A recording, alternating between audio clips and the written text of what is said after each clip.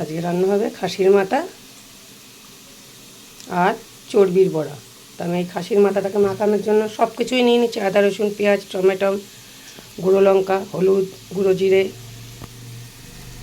এবার এটাকে মাখবো টমেটো। তার আগে এখানে আমি আলুটাকে ভাজা বসিয়েছি।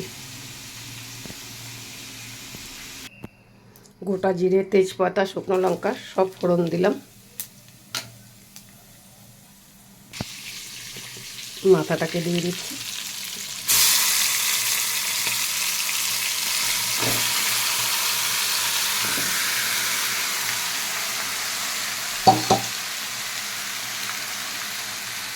এটা শুধু এখন কষার অপেক্ষায়। এই মাথাটাকে আমি সুতো দিয়ে বেঁধে দিয়েছি। ঝোল থেকে নামিয়ে যখন খাবেন না হেভি লাগবে। চর্বির বড়াটা মাখার জন্য এখানে আছে আদা রসুন পেঁয়াজ আদা রসুন আর কাঁচা লঙ্কা। এখানে কাঁচা লঙ্কা কুচি, এখানে পেঁয়াজ কুচি, এই হচ্ছে চর্বি, ভরা ভরা 1 চামচ নুন, চালের গুঁড়ো, আর এই হচ্ছে বেসন। এবার এটাকে মাখা হবে। আমি এই চর্বিটাকে বেশ ভালো করে মেখে নিচ্ছি।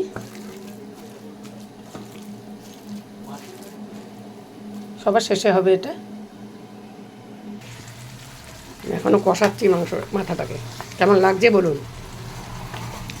মাংসর থেকে আমার মাথাটাকেতেই বেশি ভালো লাগে।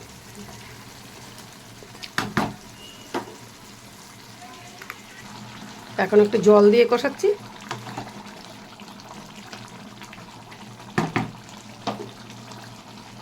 আমি একটু গরম জল বসিয়েছি, মাথার মধ্যে দেবো। এবার এই মশলাটা কষানো হয়ে গেছে, আমি প্রেসারে দিয়ে দিচ্ছি।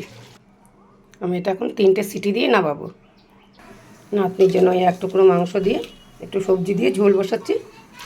জিরের গুঁড়ো হলুদের গুঁড়ো নুন আর ওই মাংসটা ভাজার একটু তেল।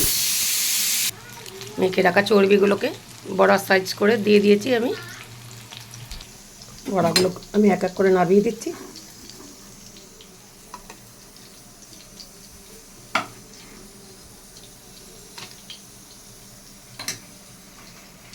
এদিকে এই বড়াগুলো নামিয়ে নিয়েছি। এই খাসির মাথাটাই প্রেশারেই আছে, এখন ঢাকনাটা খোলা যাবে না, গ্যাস বেরায়নি। এদিকে নাতনির জন্য যে ঝোলটা সেটাও হয়ে গেছে। এই হচ্ছে খাসির মাথার ঝোল। দেখতেই পাচ্ছেন কালারটাও যেরকম আছে সেটাও দুর্দান্ত হবে। মাংস ফেলে দেবেন মাথা একবার খেতে গেলে। যাই হোক, যদি ভালো লাগে ইউটিউব চ্যানেলটাকে সাবস্ক্রাইব করে নেবেন, লাইক কমেন্ট শেয়ার দিয়ে ধন্যবাদ করবেন। ধন্যবাদ।